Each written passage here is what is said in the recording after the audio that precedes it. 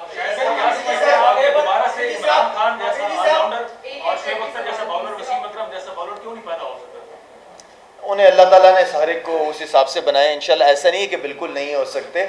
आप स्टार्स बनाते हैं, मैच विनर्स बनते हैं, जो काम यही है। आम बंदे को एक टैलेंट तो है, अब उस टैलेंट को हाई लेवल पे ले जाने के लिए डेफिनेटली आपको क्रिकेट एकेडमीज़ का काम होता है, उनकी ग्रूमिंग, उनके स्किल्स के ऊपर काम करने के लिए।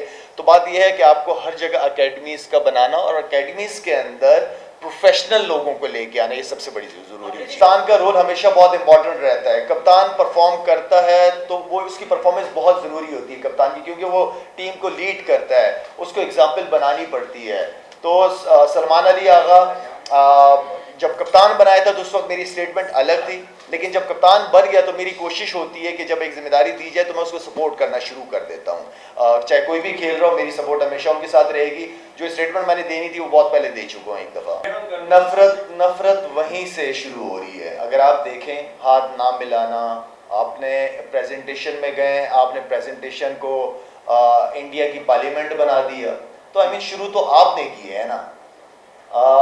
तो मेरे ख्याल में हमेशा क्रिकेट और पॉलिटिक्स को दूर रहना चाहिए। और हमारे पाकिस्तान इंडिया की कोई पहली दफ़ा तो जंग नहीं हुई, इससे पहले भी जंगें हुई हैं, लेकिन ऐसा नहीं हुआ कि शाहिद अफरीदी ने किसी से हाथ नहीं मिलाया हो या क्रिकेट ना खेली हो। तो आई थिंक ये चलती रही हैं। लेकिन मैं फिर कहूँगा कि जो इस वक्त बदनामी का बायस मोदी हुकूमत रही है पूरी दुनिया में, क्योंकि इंडियन लोग हर जगह मुलाकात होती है, बहुत अच्छे लोग, बहुत पढ़े लिखे लोग भी हैं, ऐसी बात नहीं है। सिर्फ ये मैं समझता हूँ कि मोदी जो इस वक्त ग्लोबली इंडिया को जो जिस तरीके से दिखा रहा है वो बहुत नेगेटिव सोच। मेरे ख्याल में इस नेगेटिव चीज़ को, क्योंकि मैं हमेशा समझता हूँ कि पड़ोसियों के साथ आपके अच्छे ताल्लुकात होने चाहिए, जो कि बहुत इंपॉर्टेंट है। लेकिन खैर, वो जब बैठना ही नहीं चाह रहे हो, जब सुनना ही नहीं चाह रहे हो, जो आप पे झूठे इल्ज़ामात लगा रहे हो, तो फिर आप क्या बैठोगे उनके साथ? देखें, हमारे यहाँ थोड़ा सा एक मसला भी है कि जब होते हैं तो कदर नहीं होती, जब नहीं होते तो याद किया जाता है। ये हमारा थोड़ा सा इशू है। जब आप किसी को मौका दे देते हैं तो फिर आपकी कोशिश होती है कि उस टीम को सपोर्ट किया जाए। हमने पास्ट में भी उनको मौके दिए गए, हम समझते थे कि उनसे बेहतरी आएगी या पॉजिटिव। लेकिन जो इस वक्त जो कंसिस्टेंसी, क्योंकि आपके बैट्समैन के अंदर नहीं है। पहले दिन से मैं कह रहा था जब एशिया कप शुरू हो रहा था कि मुझे अगर कोई लीग पॉइंट नज़र आ रहा है वो हमारी बैट्समैनों की कंसिस्टेंसी है।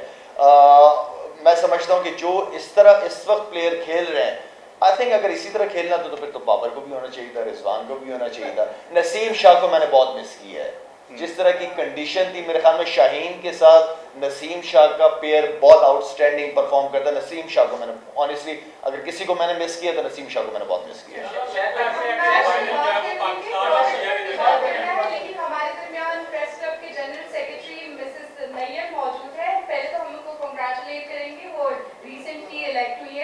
और वेलकम करेंगे इस इवेंट में, आपको खुशामदीद कहेंगे। और हम गुजारिश करेंगे मीर साहब से भी सवालात करें, क्योंकि ये प्रोजेक्ट जो है वो मुस्तकबिल के लिए इंतहाई अहम सलीम साहब। ऐसा लग रहा है कि फाइनल पाकिस्तान इंडिया के दरमियान होगा इंशाल्लाह। वो मैचेस को सामने रखकर आप तीसरे मैच के लिए क्या सजेस्ट करेंगे? क्या वो तब्दीली या तैयारी या हिम्मतें होनी चाहिए जो? देखिए, जो फाइनल, अच्छा सवाल किया आपने। जो फाइनल है वो तो लग गया ऐसे रहा इंशाल्लाह। बाकी ऊपर वाले के क्या प्लान है वो मुझे नहीं पता, लेकिन फाइनल इंडिया के साथ, देखिए बड़ी टीमों के खिलाफ आपको बैटिंग, बॉलिंग, फील्डिंग तीनों चीज़ों में परफॉर्म करना पड़ेगा और तीनों चीज़ों में आपको 100% देना पड़ेगा बड़ी टीमों के खिलाफ जीतने के लिए। तो मेरे ख्याल में हमारे जो लड़के हैं, कोचेज़ वहाँ पे गए हैं, जिस तरह इस वक्त खेल रहे हैं